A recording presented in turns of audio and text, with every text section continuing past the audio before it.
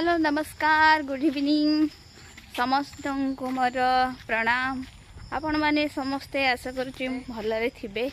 आम देखो एपटे कुकुर को आनीचु बुलेवाई। यहाँ हूँ आम साइड गोटे टी बुलवा जगह बहुत भल लगे। आउ माइंड फ्रेश घरे रही रही भल लगे तो से आम एपटे आसी बुलवाई टे भल लगे। कुकुर को ता सहित नहीं कि आसु एपटे आम आपण गोटे जिनस देखिए से जो मैंने लाइट जलुची बिल्डिंग देखा जाटा हूँ आमर न्यू हॉस्पिटल हूँ तो सेटा कम फिनिश होगा जाऊँगी कम्प्लीट है से आम घर मात्र 300 ना 400 मीटर बेसी दूर भी नहीं।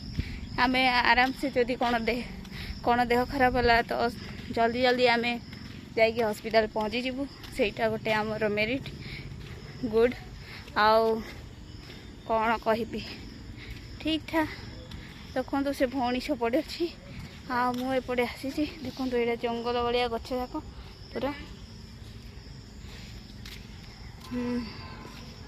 सेपटे बिल लगा हो बिल लगा पटे आउ गलिनी कहीं इवनिंग हो जाई हेनी हाथ सब पेन हो गला एमती वीडियो रखी करवा केते कष्ट रे वीडियोटा बनाऊँगी।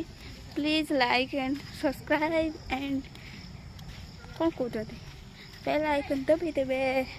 थैंक यू नमस्कार।